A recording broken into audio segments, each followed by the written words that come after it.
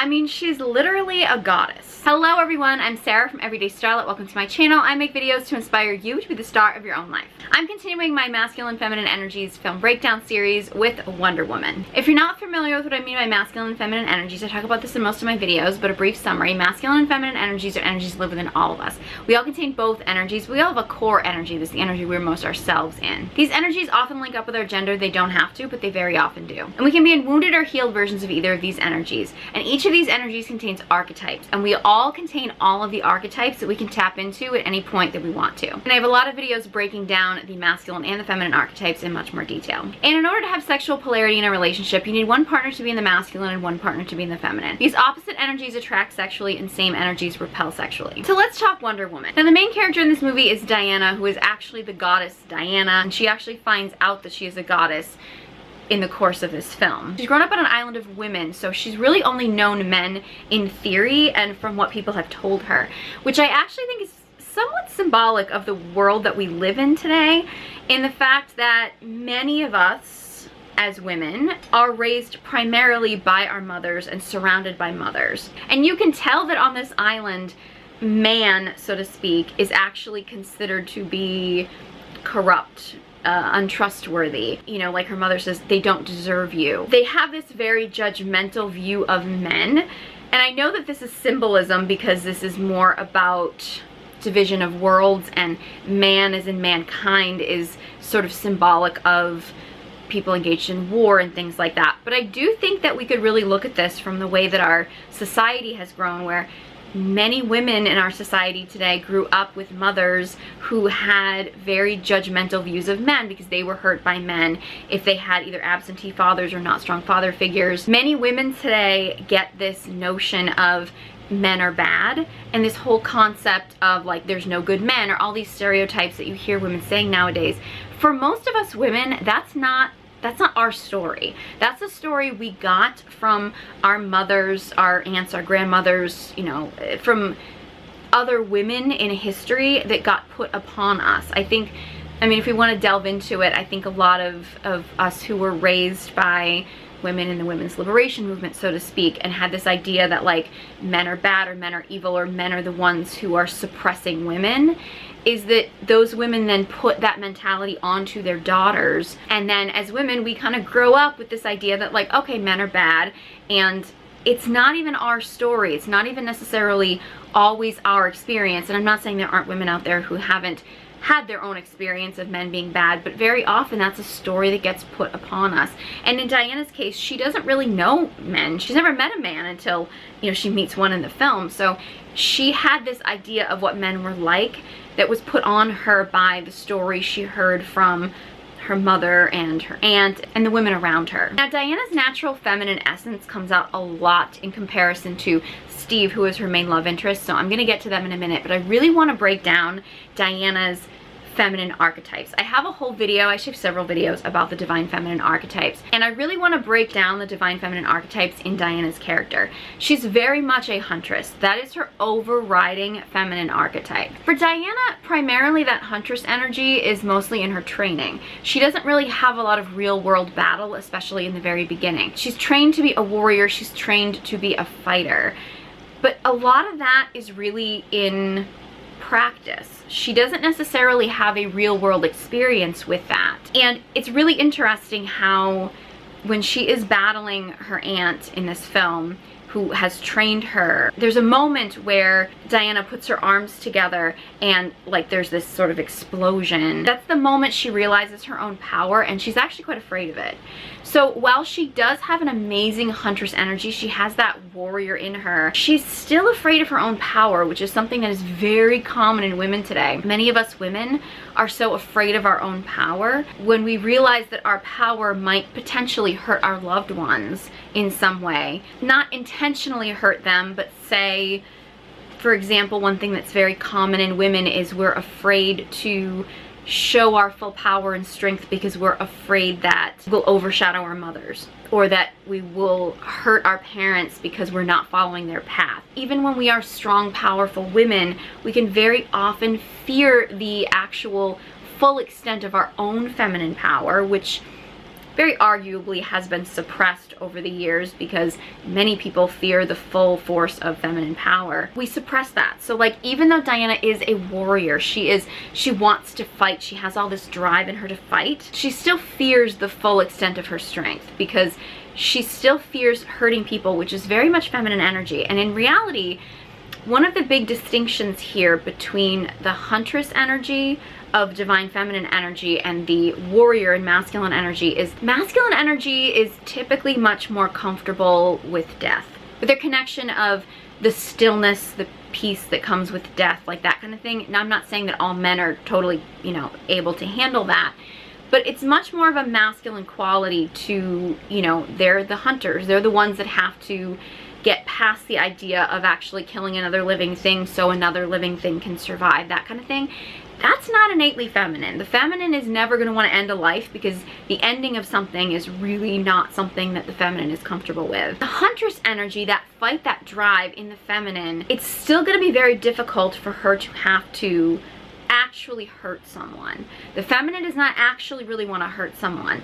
Usually that Huntress, that fight, that warrior in the feminine is actually designed to destroy the masculine ego. And if you notice, it's a theme throughout this entire film. Women were put here to hold men accountable. Women were put on this earth to create accountability in men, to dissuade them from war. On the island, there's this like lasso that they put around a man, and that's supposed to be like a truth lasso. That's so symbolic of the feminine, basically, like literally tying a man down and being like, you have to tell me the truth, like literally making the masculine face his truth. Because very often when the masculine is caught up in his ego, when he's caught up in all of this like corruption that they talk about, you very much think of it as like, you know, Ares, the god of war, has corrupted mankind, and it's really the job of the feminine and the goddess Diana to come and destroy the masculine's ego and remind them of love. That's really the point of the Huntress energy. It's not the same. It's similar to a warrior energy and masculine energy, but the warrior and the masculine energy is like literally the fight. It's literally the protect. Whereas the Huntress in feminine energy is much more, I think of it like that Kali goddess energy of like that, they have to kill a man's ego, because men operating from their ego are actually quite dangerous. I mean, it's human nature. We all have an ego, and I have a lot of videos about the ego and things like that. But if anyone really is operating from their ego, they're not operating from their best self.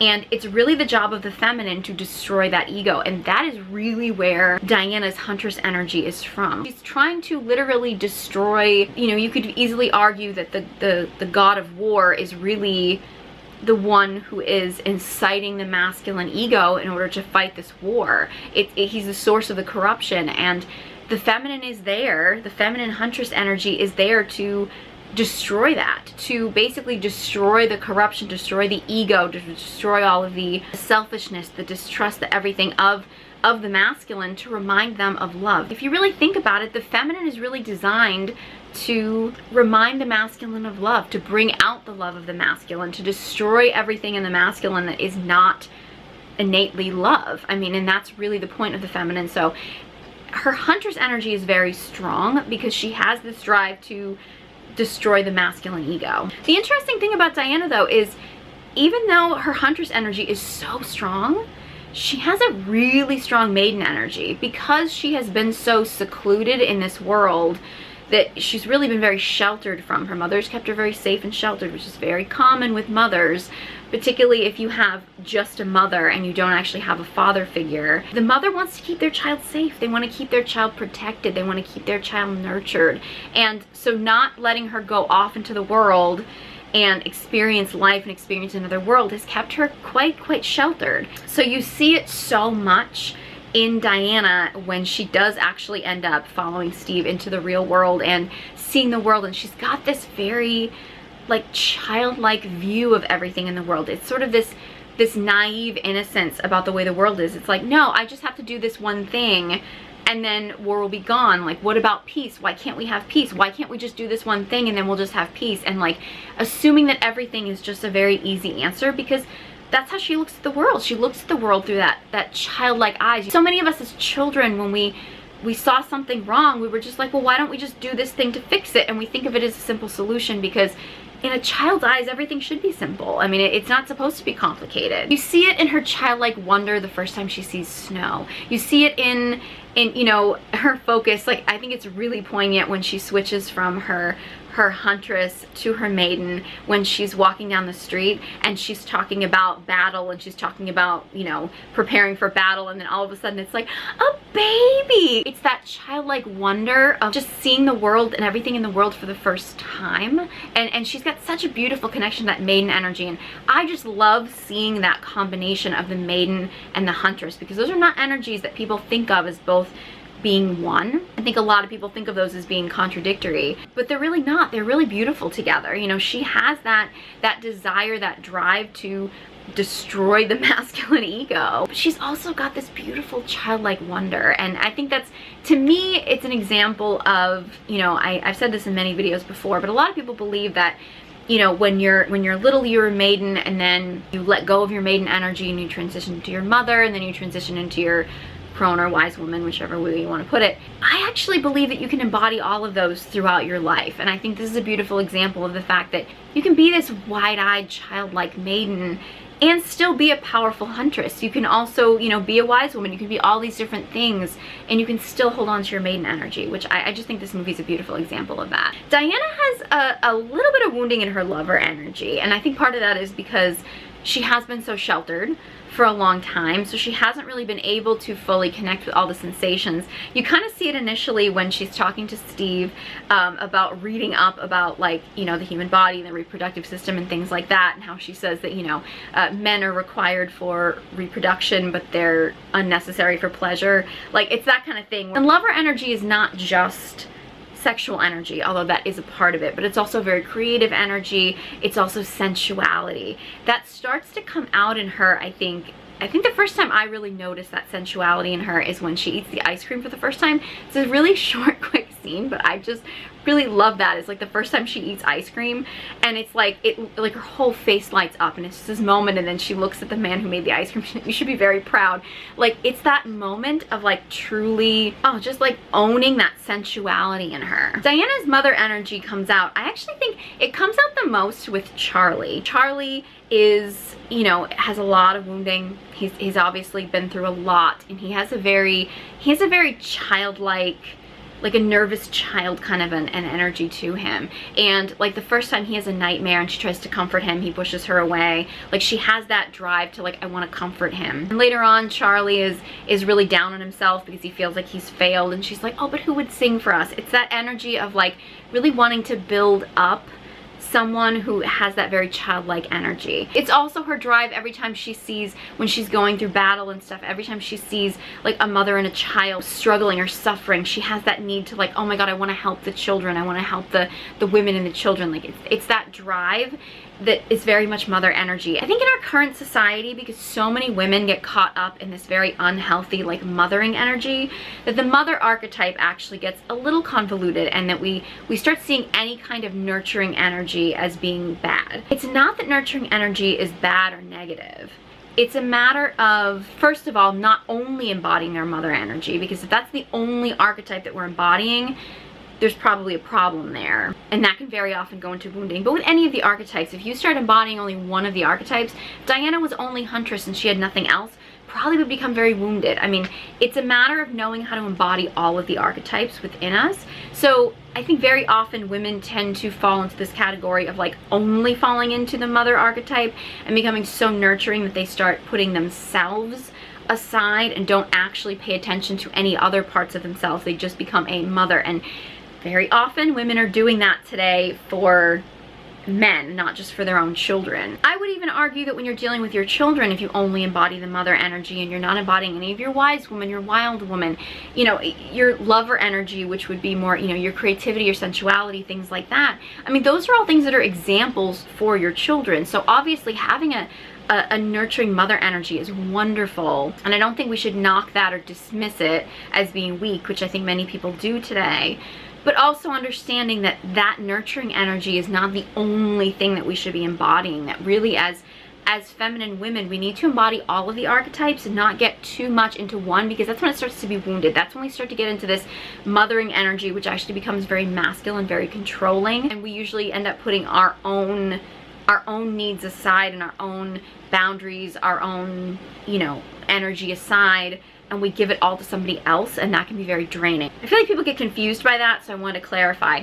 Diana doesn't have a ton of mothering energy, but it definitely does come out in her at the appropriate times. Diana is a wild woman, let's be serious. I mean, her wild woman energy is just really, she's not afraid to do what she wants to do. She's not afraid of being different. She doesn't really, I mean, some of that is her maiden, because she doesn't really understand that she's different, but she'll just, you know, walk into a room full of men where women are not technically allowed, because she doesn't see any reason why she shouldn't. The wild woman is just the energy of, you just go for it. You speak your truth. You're not being held back by your fear. You're going for it. And Diana does that. She very much embodies that wild woman energy of just like going for it. Of just saying, you know, hey, I'm me. I am who I am, and I'm going to be who I want to be, and I'm going to follow my dreams and my destiny, and I'm not going to let the world or society start telling me what I have to do. Part of that is because she just doesn't know what the world and society is expecting from her, because she's so in her own world, and I think that that's really beautiful. She definitely embodies the wild woman for sure. Her wise woman, I think, is a bit wounded. She's a very intelligent woman,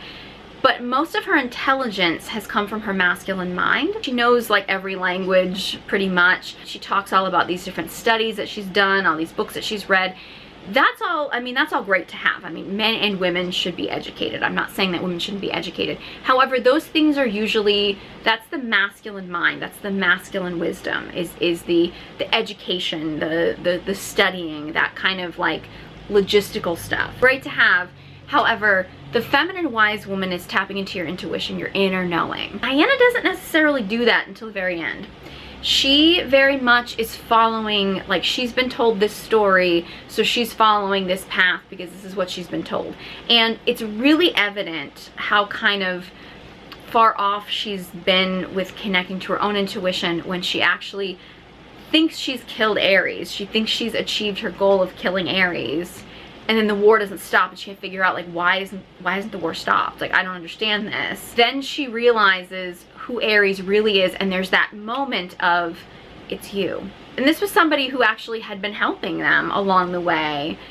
She didn't see it in him until that moment, because she wasn't tapped into her intuition. She was so focused and blinded by her, I would argue, her masculine mind, what she was told, what she had studied, what she was thinking, and she became so focused on this one aspect of things that she was completely ignoring the thing that she probably would have noticed sooner had she been listening to her instinct and intuition. You know, I mean, she had all this connection with Ares. He technically is her brother. She didn't really even realize that she was actually a goddess, and he had to point it out to her.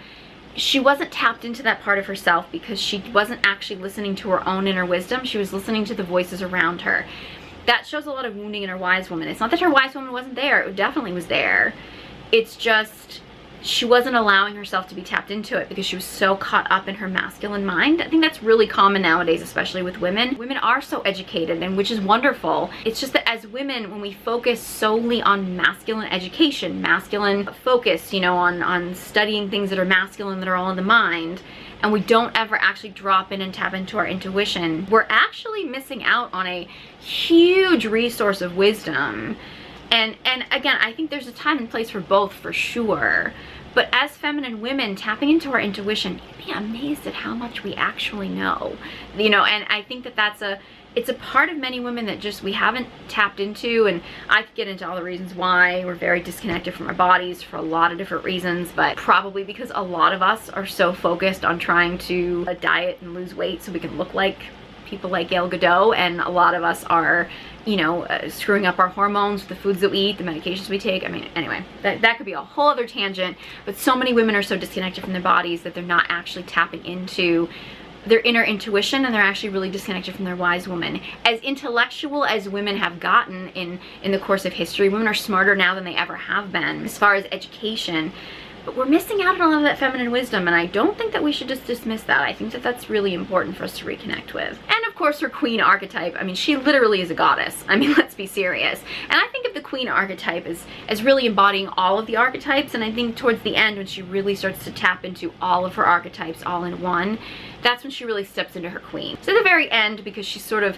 realizes who she is, why she's doing this, sees the greater picture, realizes what she believes. You typically step into your queen, your healthy version of your queen, when you actually embody all of the archetypes and you actually learn how to connect with those in a healthy way. Now, there's so many individual lines and like moments in this movie that like I have notes, but it's like I was just scribbling them because there's just so much in here. So I highly recommend that you watch this movie after you watch this video so you can see some of the stuff I'm talking about. All right, so Diana meets Steve, and Steve is a soldier, and he is very much tapped into his masculine energy. He is a very masculine character. He has such a mission. He actually uses the word mission several times.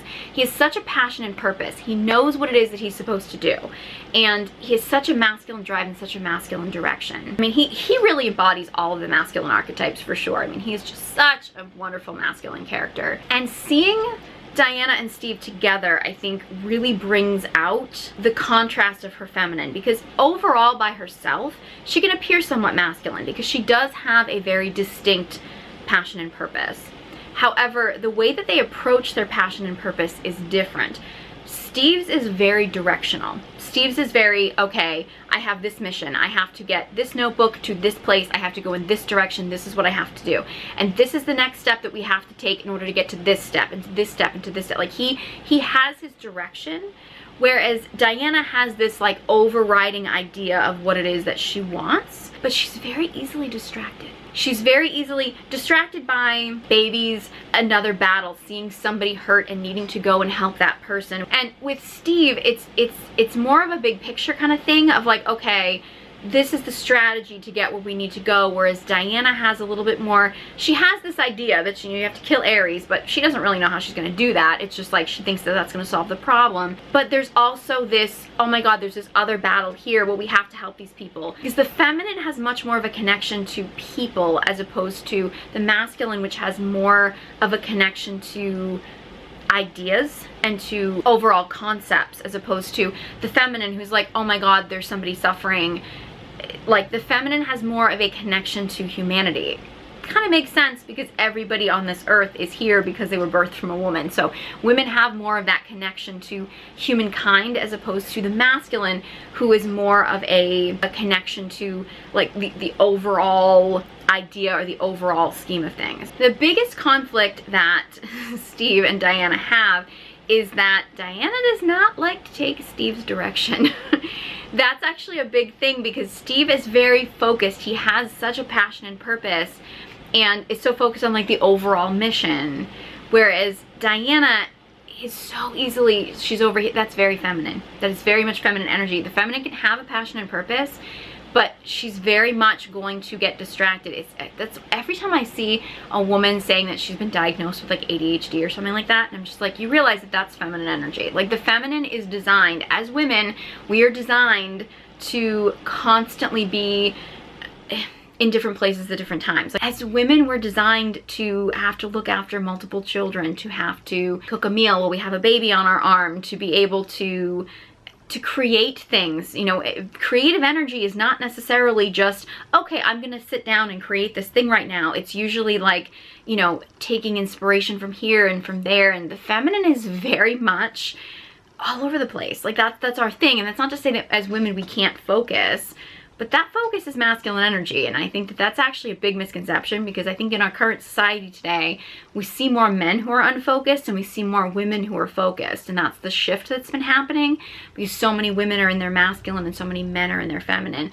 In reality, women are supposed to kind of be less focused. We're supposed to be able to kind of be paying attention to several different things at the same time and really kind of figuring out where our priority needs to be. Oh, does our heart need to be with this person? Does our heart need to be with this person? Something that usually comes up, I feel like, in times when I've been studying this stuff is when somebody doesn't know if they have a masculine or feminine essence, they'll ask them like, okay, if you were really focused on your mission, focused on your work, and your child or your partner or a family member or a loved one or a friend or something called you and was like, oh my god, I need something, or oh, I need to talk, or I need this, the masculine is going to be like, sorry, no, I'm focused. Like, I need to stay focused. The feminine is going to be like, oh my God, I need to be there for this person. Not in a people pleaser way and not in like a needy way. The feminine is so much about love that the feminine can have a love for their passion and purpose, but they also have a love for their loved ones, for their children, for their partner. Whereas the masculine is very much when they're focused on their purpose is it. Like, that's it. You know, when they're focused on their partner, that's it. You know what I mean? Like, it's a very singular focus, whereas the feminine is designed to have, you know, have her heart really just be full and be full of love with everything around her.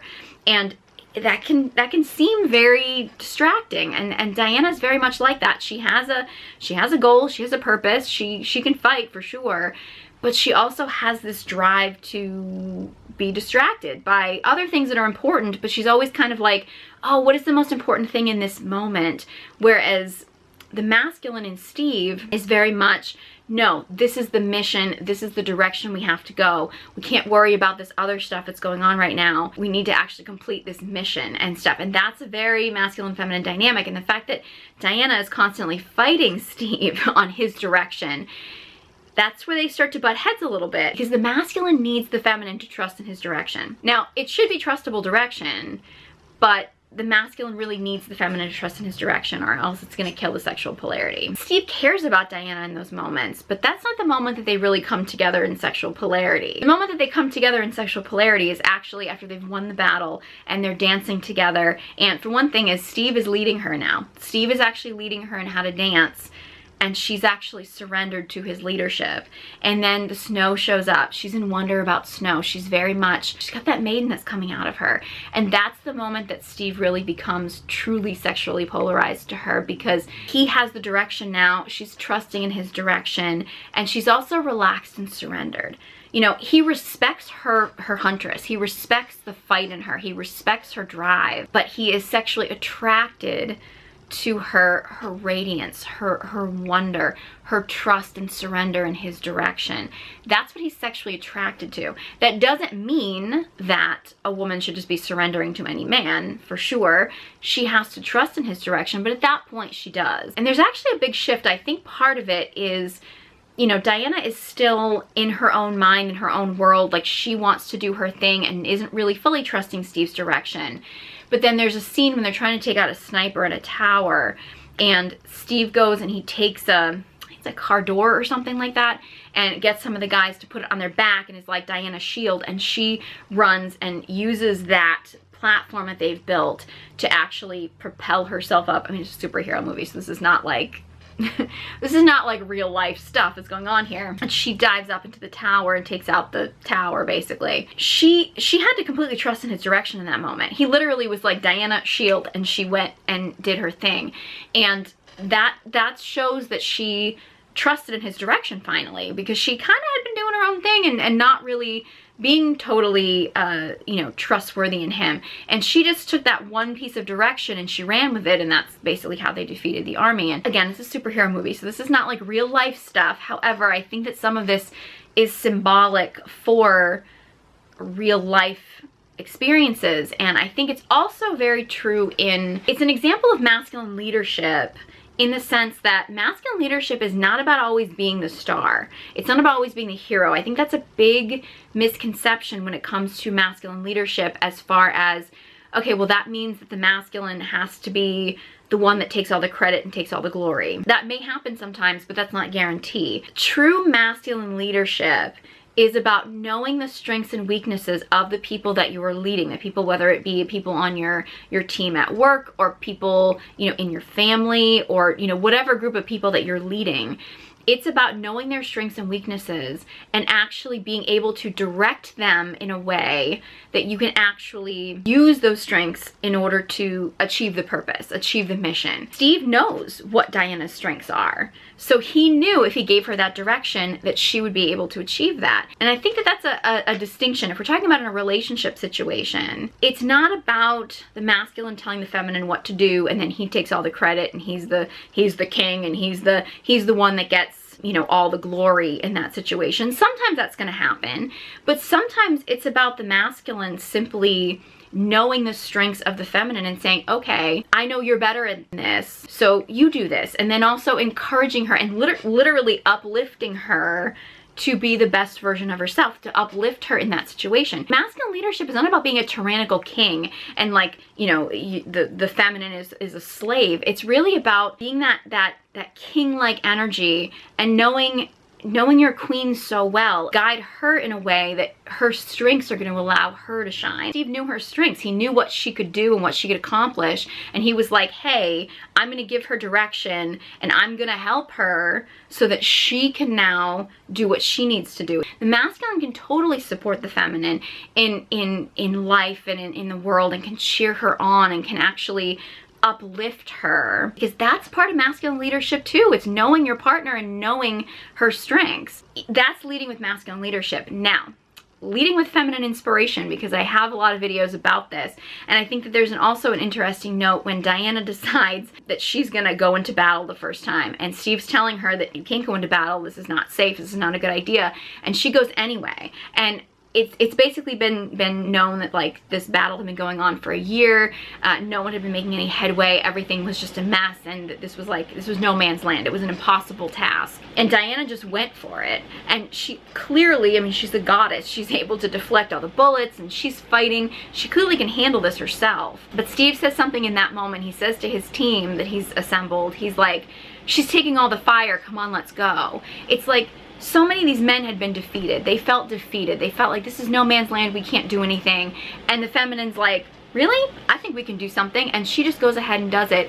And instead of trying to tear her down for, you know, going and doing this, or instead of being like, well, she decided to do it, so she's on her own. You see a lot of that nowadays with men. How many times do you see that with men nowadays when women actually go for something and the man's like, well, she's on her own. She wanted to do it, right? No. That's not masculine energy. Masculine energy is seeing the feminine step up and then being inspired to be like, hey, if she can step up and do this, well, I can step up and do this too. And, you know, maybe even try to be even better than her. I mean, I don't see a problem with that. I mean, I think the masculine trying to be the best he can and trying to win and be successful is super sexy. But in that situation, she wasn't like nagging him to, why aren't you doing this? Why aren't you doing that? She went ahead and did it. And he, as a masculine being, took that as inspiration. Well, he wanted to protect her for one. He's like, she's taking all the bullets. And I mean, she's a goddess, but he's still like had this drive to protect.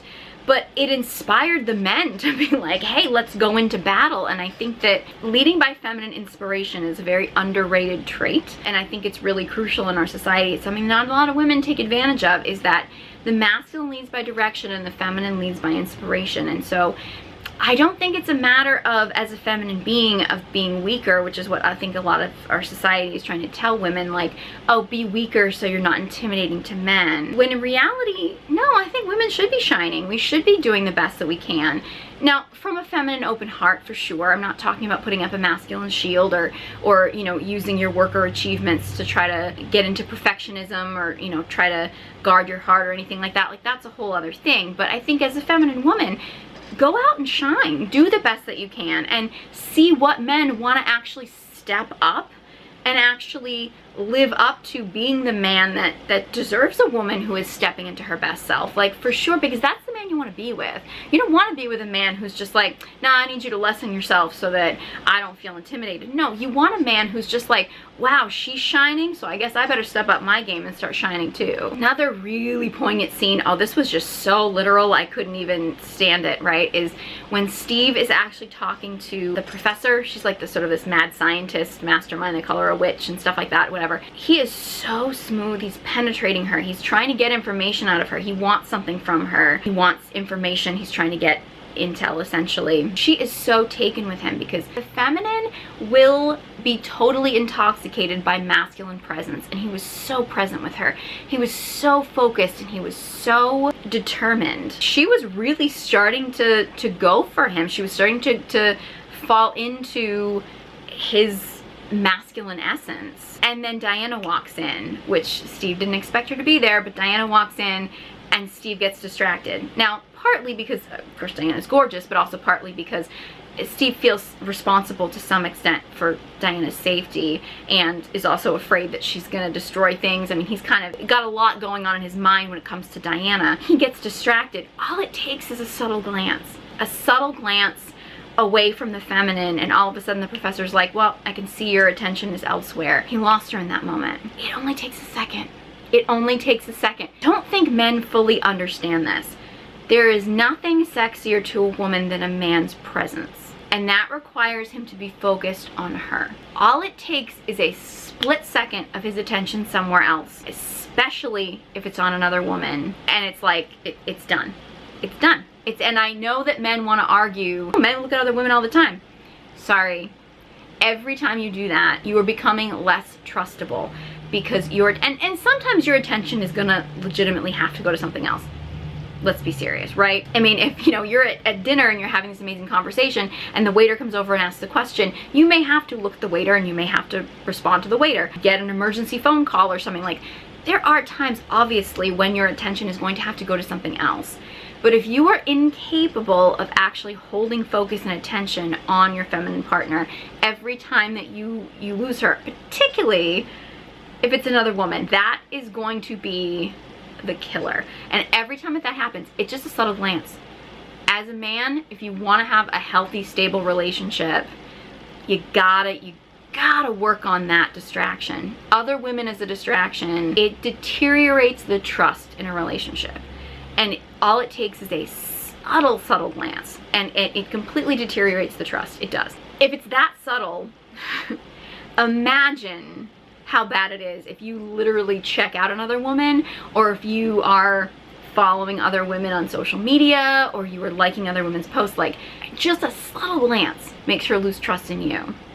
Imagine what doing more than that is gonna do. Women will actually feel pain in their body when that happens. Like, it's a physical pain in her body. It will actually hurt primarily her heart chakra. She may feel it in another part of her body, but there's physical pain when that happens. That moment where Steve loses his presence, just whew, that he was going to accomplish his mission. He had his goal. He had her exactly where he wanted her, and it was just split second all it took for her to lose trust in him. So just a slight other focus and done. Presence. Guys always want to say, oh, she just wants height, she just wants money, she just wants this, she just wants that. Presence.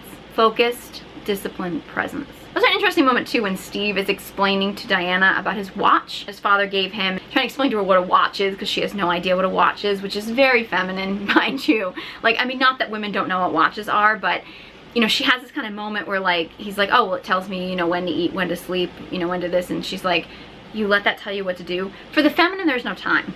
The feminine doesn't think of things in terms of time. Feminine energy has no time. Feminine energy is just about feeling with the moment and feeling with the time and feeling intuition and sensuality and things like that. The masculine is about the structure, and time is structure, right? So that's not to say that being a feminine woman that you can't tell time, right? The feminine in all of us doesn't have that structure. The masculine in all of us has that structure. So I think it's really very poignant with the fact that she's literally like, has no concept for time or what time is, when in reality it's because that's a very masculine thing. That's not really a feminine thing. So that's how feminine she is. She doesn't even have a concept for what time is. There's so many moments in this movie. I mean, I know that there's like the moment towards the end when Steve is basically, he gives Diana the watch and basically tells her that he loves her. She's like, let me do this for you, let me do this, and he's like, no, it has to be me, it has to be me.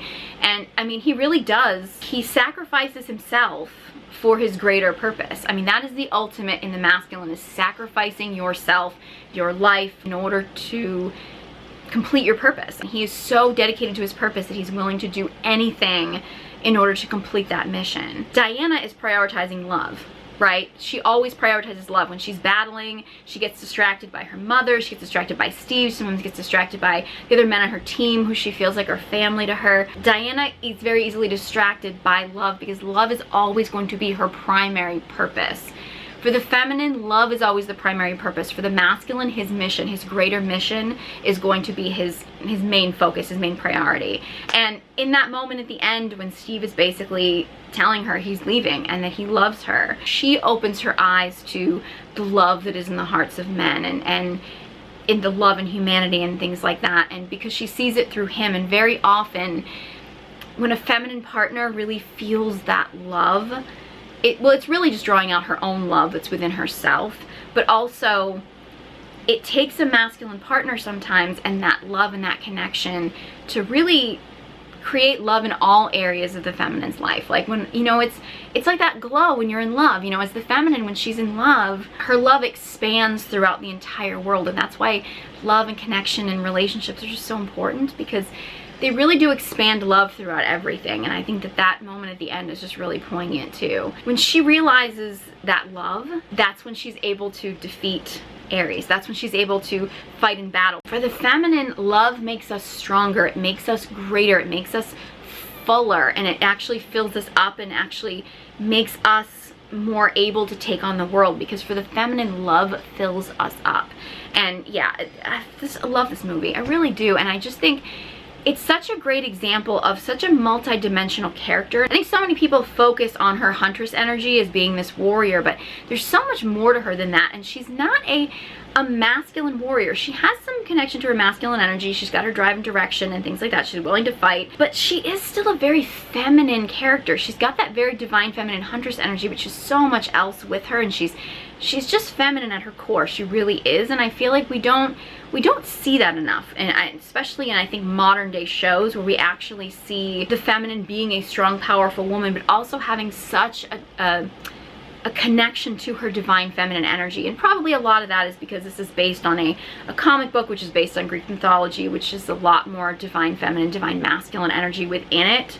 So that's probably why there's more of a connection to those energies within a film like this, as opposed to a lot of modern day films and stuff. But yeah, there's so many other moments and lines and things like that I could break down, but this could go on forever. But I'm going to try to do some film clip breakdowns. I'm going to share them here in shorts on YouTube throughout the week, as long as YouTube keeps letting me do it because of copyright things and stuff. I'll share them on my TikTok as well. All my social media links will be in the description box below. Highly recommend that you watch this movie after you watch this video, so you can see if you can pick up on some of the things that I mentioned. If there's anything that you want to note about the movie or any other films you want me to break down or anything like that, let me know. Leave a comment in the comment section below. I'd love to hear from you. I love your suggestions. If you enjoyed this video and found it helpful, please give it a big thumbs up and be sure you subscribe to my channel. If you want to learn the art of feminine communication, join my masterclass. Details are in the description box below, along with links to all my social media accounts. Thank you guys so much for watching, and I hope you join me next time.